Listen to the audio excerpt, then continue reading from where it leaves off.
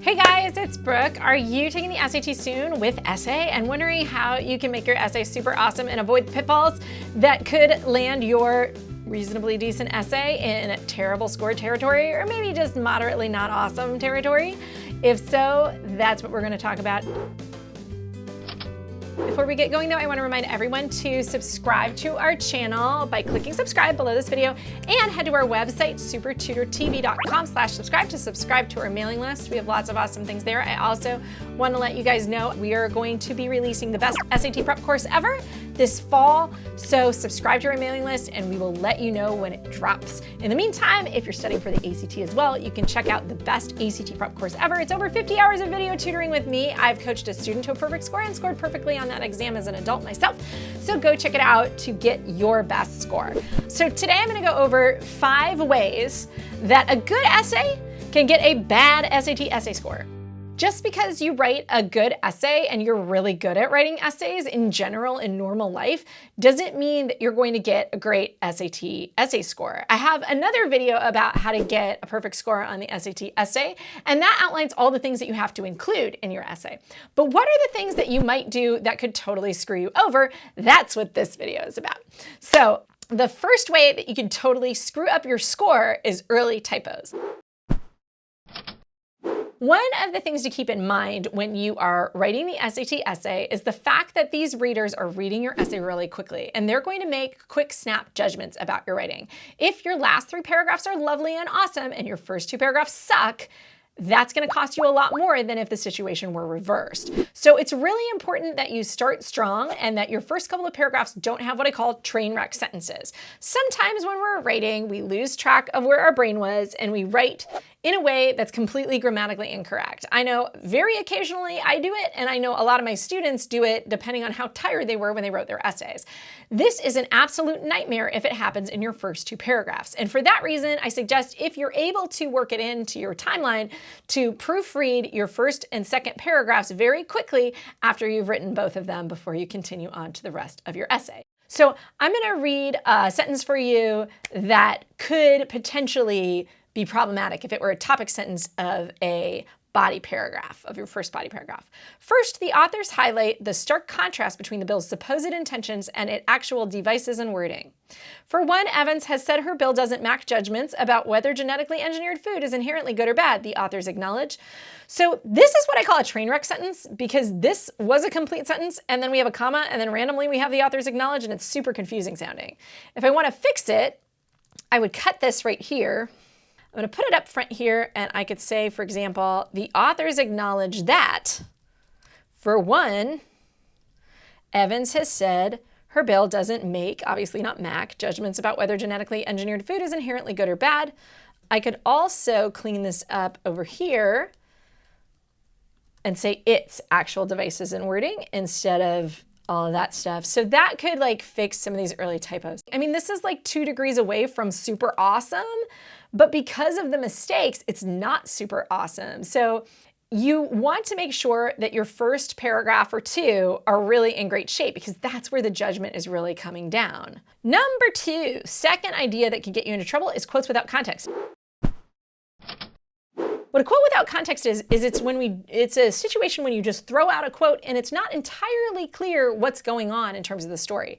In order to pick up your reading points and your analysis points, you have to be able to weave in what the main idea of the story is in the article or essay that you're critiquing or analyzing, as well as these techniques that you've pulled out. So in order to do both of those, you want to make sure that everybody knows what's up.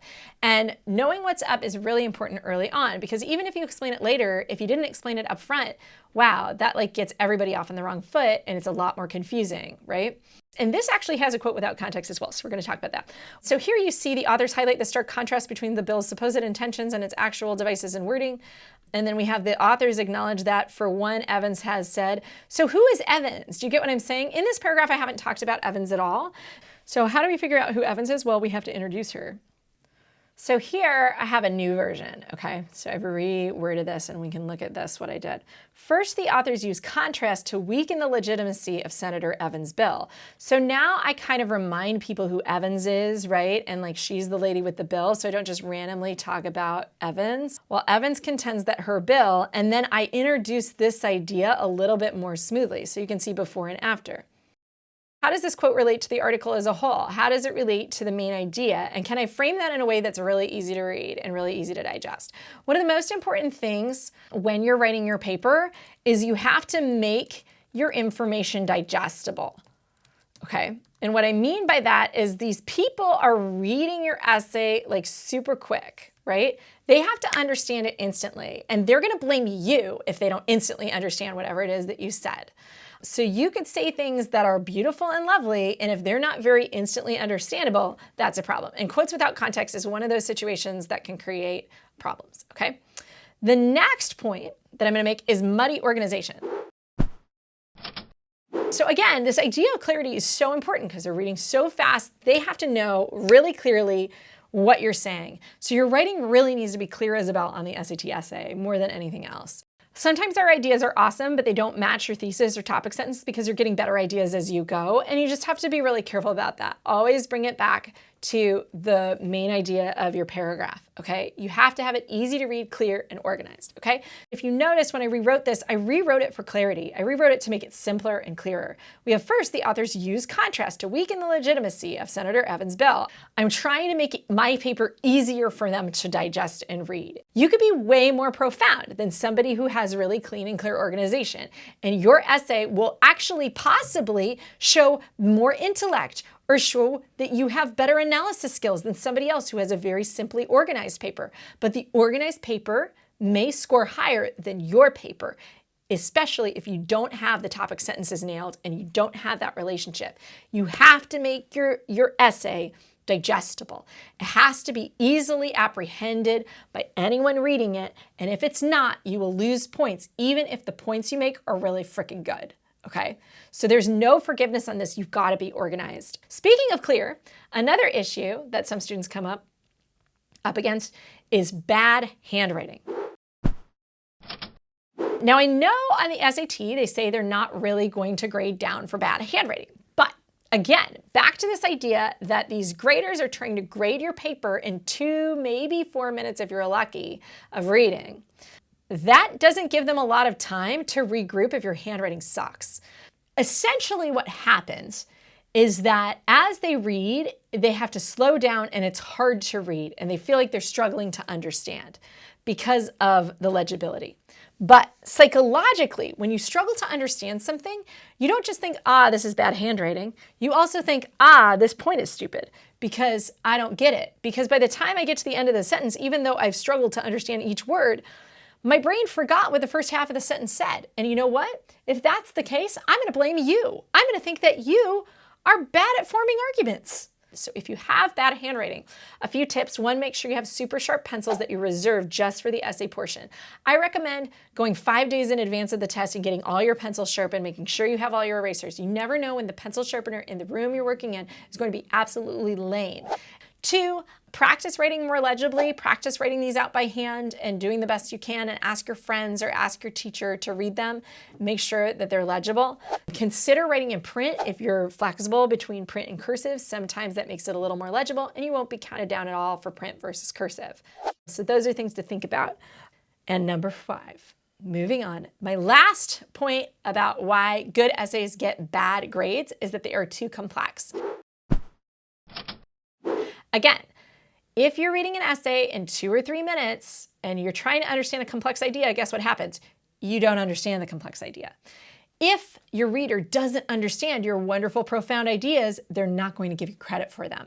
And because they're reading in a way that doesn't facilitate understanding complex ideas, you need to be careful to not be too complex in your sentences and in the way that you express yourself and express your ideas. Your ideas must be easily accessible and clear. That doesn't mean that you're using stupid diction. You can still use very clear diction, but always make sure that what you say is very clear and straightforward. If your writing is not clear, it will cost you big time. So I'm going to go back to my example sentence that I had up here and talk about why I simplified this first sentence. Do you see how I simplified this? And I said the authors use contrast to weaken the legitimacy of Senator Evans' bill. I widened out this topic sentence and I made it simpler so that it's really easy to know, like, oh, here's my point, right? I actually may have said something more interesting and specific in my other version of this, but who frickin' cares? Because it was a little too detailed to give you this vast overview for the reader who's trying to grade you on these little check boxes, right? So I'm trying to be as clear as possible for those writers. And if I get too complex, I can get in trouble. That's about it. Those are all my tips. Those are the 5 ways that I see good essays get bad essay scores. If you like this video, please give it a thumbs up.